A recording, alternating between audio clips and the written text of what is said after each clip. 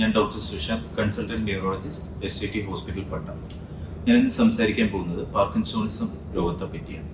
പ്രായമായവരിൽ 60 വയസ്സിന് മേലെയുള്ളവരിൽ കാണപ്പെടുന്ന നമ്മുടെ ചലനത്തെ ബാധിക്കുന്ന ഒരു രോഗാവസ്ഥയാണ് പാർക്കിൻസോണിസം. ഇത് പ്രായം മൂലം തലച്ചോറിൽ ഡോപ്പമിൻ ഉൽപ്പാദിപ്പിക്കുന്ന ഞരമ്പുകൾ നശിച്ചു പോകുന്നത് മൂലമാണ് ഈ ഒരു രോഗം കാണപ്പെടുന്നത്.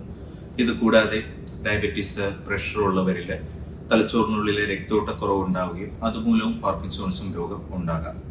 മറ്റു കാരണങ്ങൾ കീടനാശിനികളുടെ എക്സ്പോഷർ, പ്രത്യേകിച്ച് ഓർഗാനോ ഫോസ്ഫറസ് അല്ലെങ്കിൽ കാർബൺ മോണോക്സൈഡ് പോലെയുള്ള വിഷവാതകം ശ്വസിക്കുന്നത്, ഇതൊക്കെ തന്നെ പാർക്കിൻസോണിസത്തിന്റെ ലക്ഷണങ്ങൾ ഉണ്ടാക്കാം.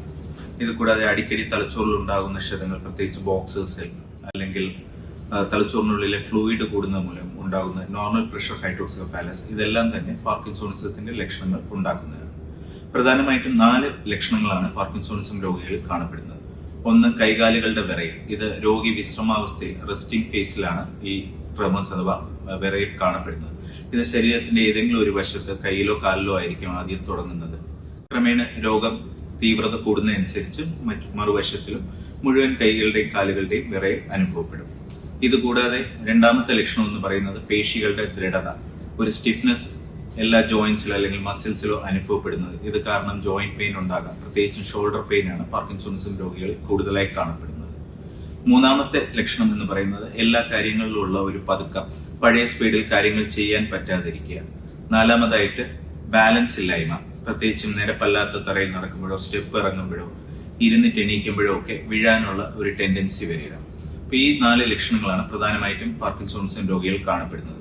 ഇത് കൂടാതെ തന്നെ അവർ നടക്കുമ്പോൾ, നമ്മൾ സാധാരണ നടക്കുമ്പോൾ കൈകൾ ആട്ടിയാണ് നടക്കുന്നത്, പക്ഷെ അവർ നടക്കുമ്പോഴത്തേക്കും കൈകൾ അതിനനുസരിച്ച് മൂവ്മെന്റ്സ് ഉണ്ടാവുകയില്ല. അതോടൊപ്പം തന്നെ അവരുടെ മുഖത്തെ പേശികളുടെയും ഈ ഒരു ചലനത്തെ ബാധിക്കാം. അപ്പോൾ എക്സ്പ്രഷൻസ്, ഇമോഷൻസ് വരാൻ അവർക്ക് ബുദ്ധിമുട്ടായിരിക്കും. അപ്പോൾ എന്ത് എക്സ്പ്രഷൻ ഉണ്ടായാലും അവരുടെ മുഖത്ത് ഒരേ നിർവികാരതയായിരിക്കും.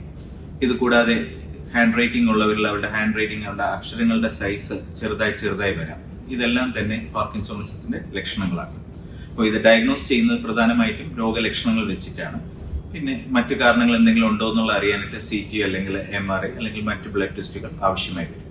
ഇതിന്റെ ട്രീറ്റ്മെന്റ് എന്ന് പറയുന്നത്, ഇത് പൂർണ്ണമായിട്ടും നമുക്ക് ഭേദമാക്കാൻ സാധിക്കില്ല, പക്ഷെ വലിയൊരു അളവ് വരെ നമുക്ക് മരുന്നുകൾ കൊണ്ട് ഇതിന്റെ തീവ്രത കുറയ്ക്കാൻ പറ്റും. 10 തൊട്ട് 25 വർഷം വരെ കൃത്യമായ ചികിത്സയുണ്ടെന്നുണ്ടെങ്കിൽ ഈ രോഗത്തിന്റെ ദൈർഘ്യം നമുക്ക് കൂട്ടുവാൻ സാധിക്കും. ഇപ്പൊ നേരത്തെ പറഞ്ഞ പോലെ ഡോപ്പമിന്റെ അഭാവമാണ്. അപ്പോൾ ഡോപ്പമിൻ തലച്ചോറിൽ ഉൽപ്പാദിപ്പിക്കാൻ സഹായകമാകുന്ന മെഡിസിൻസ് ആണ് നമ്മൾ ഇതിനു വേണ്ടി ഉപയോഗിക്കുന്നത്. ട്രീറ്റ്മെന്റിൽ പ്രധാനമായും 3 ഘട്ടങ്ങളാണുള്ളത്. ആദ്യത്തെ ഒരു 7-8 വർഷം രോഗി കൃത്യമായി മരുന്നുകളോട് പ്രതികരിക്കും. അപ്പൊ പ്രതികരിക്കാതെ വരുമ്പോൾ പതുക്കെ മരുന്നിന്റെ ഡോസ് കൂട്ടുന്നതിനനുസരിച്ച് രോഗലക്ഷണങ്ങൾ കുറഞ്ഞു തുടങ്ങും. രണ്ടാമത്തെ ഒരു സ്റ്റേജ് വരുന്ന സമയത്ത് നമ്മൾ എത്ര മരുന്ന് കൊടുത്താൽ തന്നെ പൂർണ്ണമായിട്ടും രോഗലക്ഷണങ്ങൾ ഭേദമാകുകയില്ല. അതുകൂടാതെ മരുന്നിന്റെ സൈഡ് എഫക്ട്സും കൂടുതലായിട്ട് കണ്ടുവരുന്നു. അപ്പൊ ഈ ഒരു സമയത്ത് ഡോസ് കുറയ്ക്കുകയും അതോടൊപ്പം മരുന്ന് കൊടുക്കുന്ന ഫ്രീക്വൻസി കൂട്ടുകയും ചെയ്യേണ്ടി വരും. മൂന്നാമത്തെ ഒരു സ്റ്റേജിൽ രോഗി പൂർണ്ണമായും കിടപ്പിൽ ആവുകയും ഭക്ഷണം എടുക്കുന്നത് കുറയുകയും ചെയ്യുന്നു.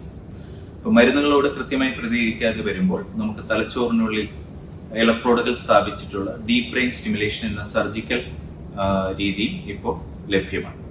മരുന്നുകളോടൊപ്പം തന്നെ പ്രധാനമാണ് എക്സസൈസ്, പ്രത്യേകിച്ച് സൈക്ലിംഗ് പോലെയുള്ള എക്സസൈസ്. എല്ലാ ജോയിന്റ്സും ഒന്ന് അനക്കുക എന്നുള്ളതാണ് ഇതിൽ ഏറ്റവും പ്രധാനം.